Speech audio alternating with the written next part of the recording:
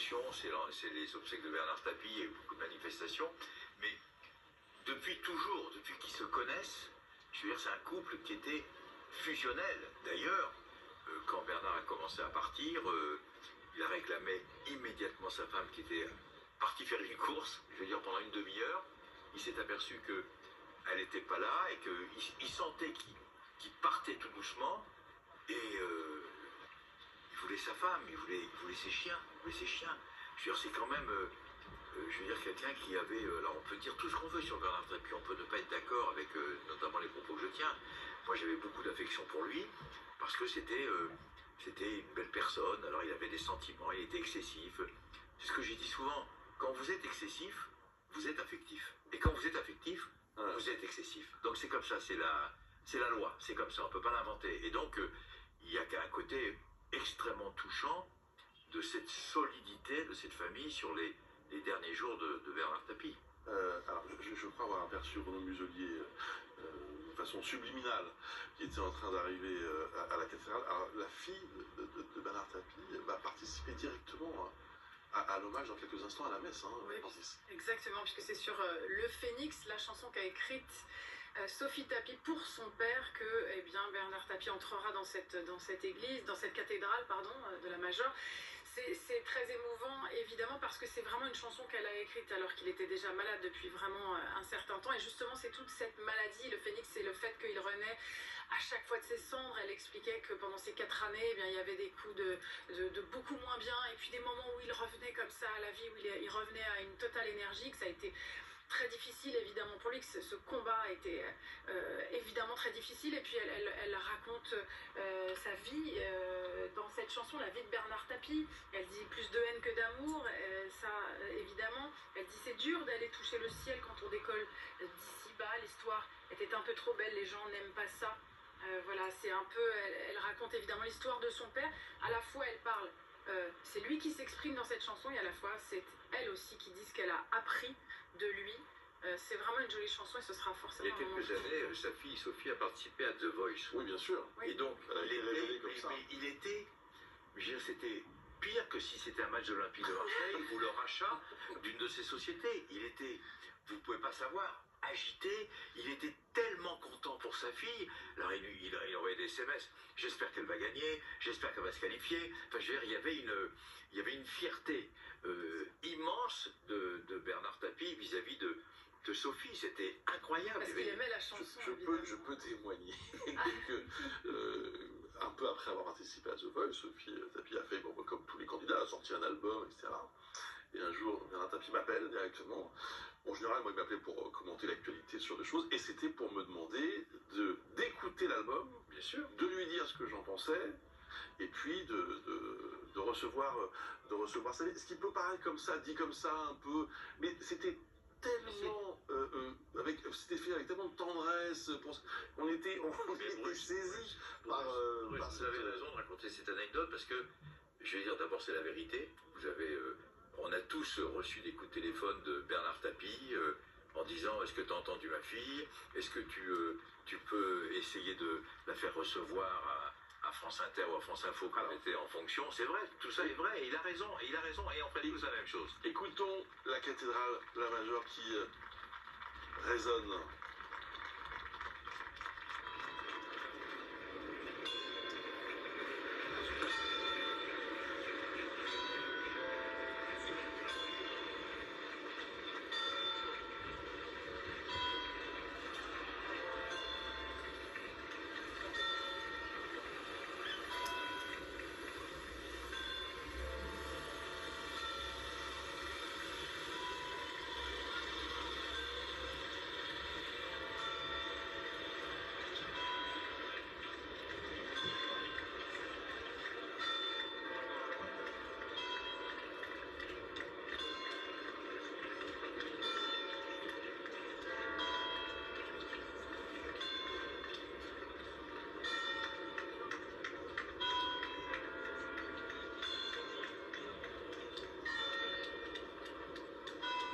Ambiance extraordinaire à Marseille, avec à la fois la ferveur sur le Vieux-Port, les cris, les chants des supporters, et puis à l'approche de la cathédrale La Major, vous le voyez, le corbillard n'est plus qu'à quelques mètres. La tristesse qui prend le dessus, le recueillement. Et vous le voyez aussi, vous l'entendez aussi, les cloches de cette cathédrale qui résonnent maintenant au moment où le cercueil de l'ancien patron de l'OM va quitter ce véhicule pour entrer dans la cathédrale. Juste derrière le convoi, vous voyez, vous apercevez Dominique Tapie, mais aussi sa fille, Sophie, son autre fille, Nathalie. Le clan Tapie est là, à l'intérieur déjà, Stéphane et Laurent, les fils de l'ancien homme d'affaires. Les applaudissements pour l'arrivée du corbillard de Bernard Tapie.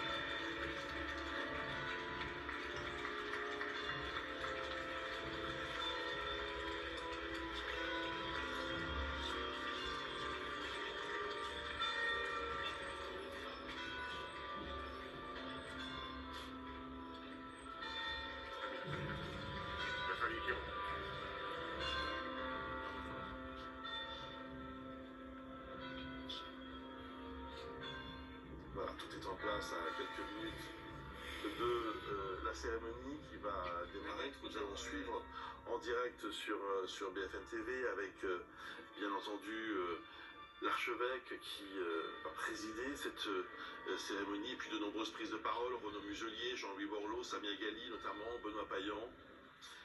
La famille sera représentée par le petit-fils de Bernard Tapie qui s'appelle Rodolphe et qui a choisi de prendre la parole.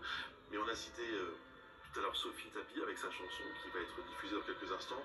Il faut aussi signaler que Louis Tapie, c'est aussi un des petits-enfants de Bernard Tapie, va interpréter à la trompette Amazing Grace, le fameux chant religieux américain et qui va probablement évidemment donner encore plus d'émotion à cette cérémonie qui s'apprête à commencer. Vous le voyez, les proches de Bernard Tapie qui sont accueillis et qui vont pouvoir pénétrer dans la cathédrale d'ici à quelques instants.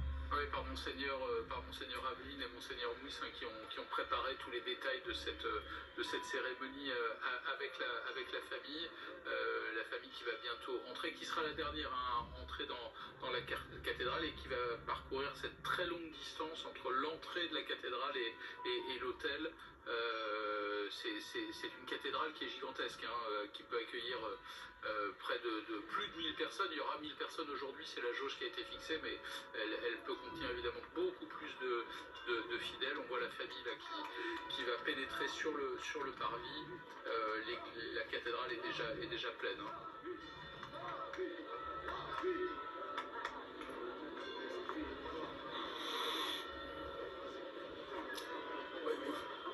Vous l'avez dit, deux évêques, hein.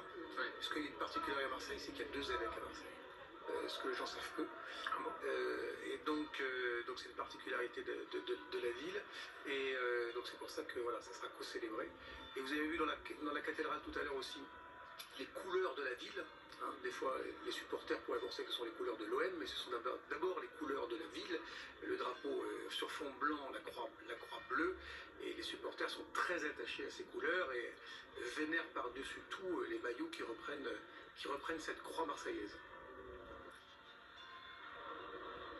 C'est assez joli d'ailleurs cette ferveur, je trouve, des supporters dehors. On a l'impression d'être dans un stade, d'être à un match de foot comme lors de l'enterrement d'un Johnny ou on avait du rock, on avait de la musique, ça leur ressemble quoi. Non mais ce qui était incroyable pendant le circuit qu'a fait la voiture où il y avait le cercueil de Bernard Tapie, c'est que comme Johnny, ils ont jeté des fleurs sur la voiture. Mais c'est hallucinant, je veux dire, c'est touchant, c'est émouvant. Je veux dire, et puis il y avait des gens, je crois que l'oreille spéciale vous l'a dit à plusieurs reprises, il y a des gens qui passaient juste pour toucher le corbillard. Ils avaient envie d'être là, de communier tout. Je veux dire, ils touchent le corbillard, il y a des gens qui jettent des fleurs sur le pare-brise du corbillard. Enfin, je veux dire, ça nous rappelle des souvenirs avec Johnny, etc. Il y a un côté, je te répète, hein, il a redonné le goût de la victoire. Et ça, c'est important. Et quand il dit, est-ce que j'ai été un président de club? Oui, il a été un grand président de club parce que il a gagné. Alors, on parle de la Ligue des Champions, ok? Enfin, il a été champion de France, je sais pas combien de fois. Il a gagné des Coupes de France, je sais pas combien de fois.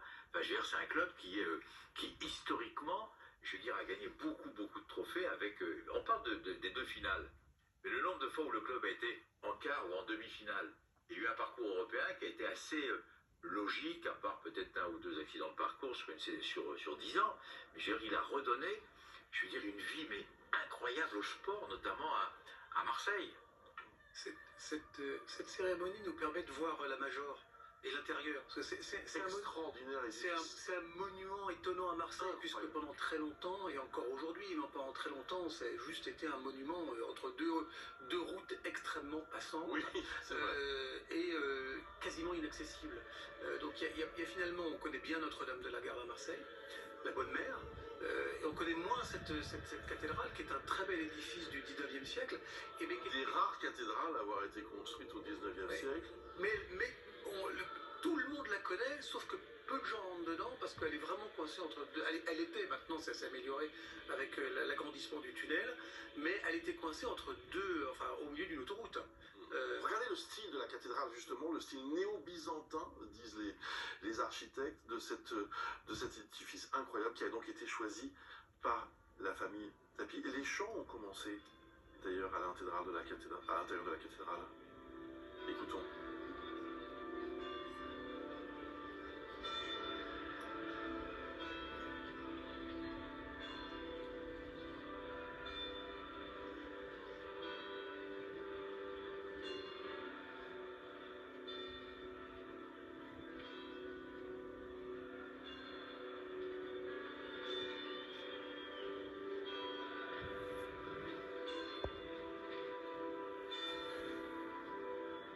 La famille de Bernard Tapie au premier rang, on aperçoit à gauche, en bas, de dos, Laurent Tapie, qui, évidemment, l'un des fils de Bernard Tapie. Voilà, le clan, encore une fois, est réuni, alors qu'à l'extérieur, on entend les chants des supporters. C'est quand même, encore une fois, une ambiance vraiment très, très particulière. Le cercueil, voilà, il va, dans quelques instants, pénétrer à droite de l'écran, Stéphane Tapie aussi. Et voici le cercueil qui entre. Sous les applaudissements.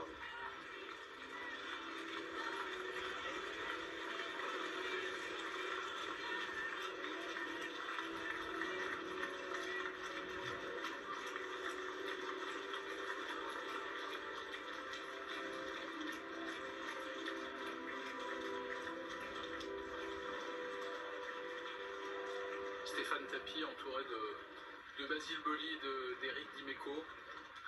Basile Boli qui, on s'en souvient, c'était une des images fortes au moment de l'hommage à Saint-Germain-des-Prés qui portait le cercueil avec tous les proches de Bernard Tapie. Il adorait ses joueurs. Il avait une vénération pour les joueurs de l'Olympique de Marseille.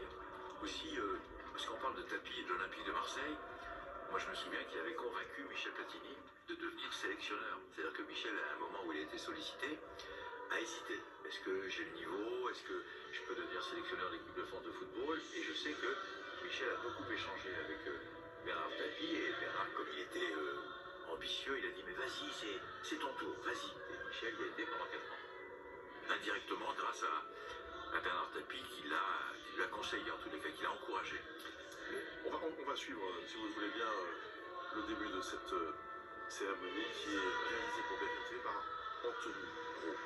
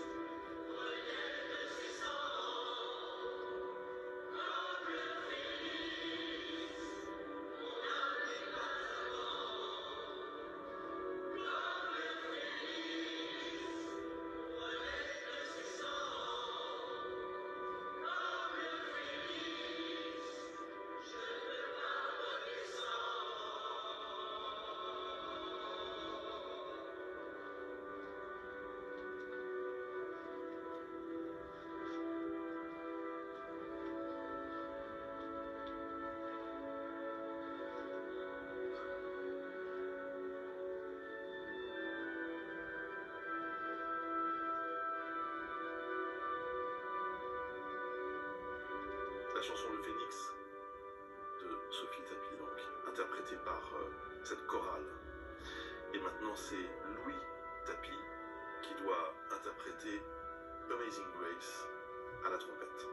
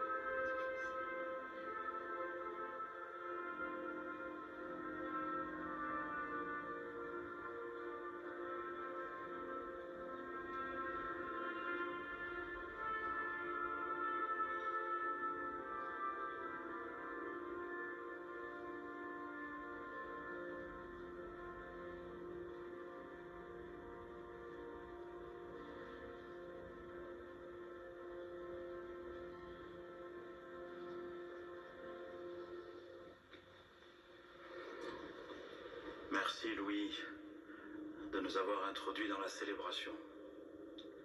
Au nom du Père et du Fils et du et du Saint-Esprit. Saint-Esprit, Amen. que le Dieu de l'espérance vous donne en plénitude la paix dans la foi et que le Seigneur soit toujours avec vous. Et à votre esprit. Je voudrais souhaiter la bienvenue à vous tous, chers amis. Bien sûr, d'abord, à la famille de Bernard Tapie, à son épouse, aux enfants, aux petits-enfants, à toute la famille. Je voudrais aussi souhaiter la bienvenue à tous les responsables politiques, sportifs, culturels, économiques, qui sont ici ce matin pour témoigner de leur respect envers Bernard Tapie. Je voudrais saluer tout particulièrement les supporters de l'Olympique de Marseille qui depuis hier ont exprimé toute leur reconnaissance et tout leur respect à Bernard Tapie.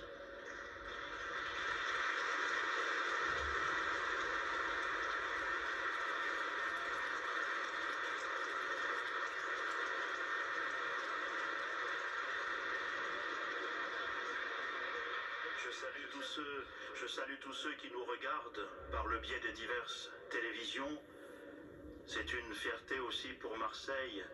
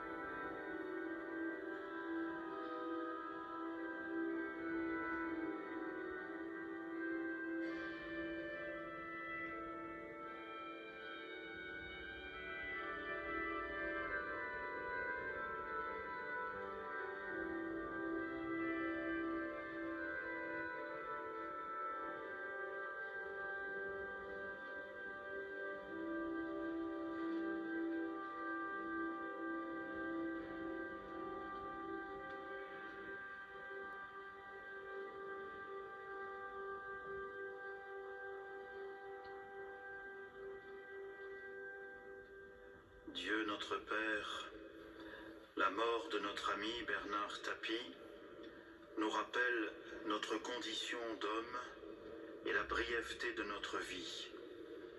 Mais pour ceux qui croient en ton amour, la mort n'est pas la fin de tout. Il y a l'espérance des fils de Dieu. Et pour nous, brille la lumière de la résurrection du Christ, vainqueur de la mort. Entrons dans la célébration de l'Eucharistie en reconnaissant que nous sommes pécheurs.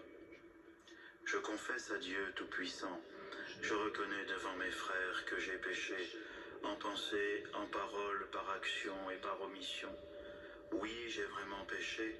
C'est pourquoi je supplie la Vierge Marie, les anges et tous les saints, et vous aussi mes frères, de prier pour moi, le Seigneur notre Dieu, que Dieu Tout-Puissant nous fasse miséricorde, qu'il nous pardonne notre péché et nous conduise à la vie éternelle.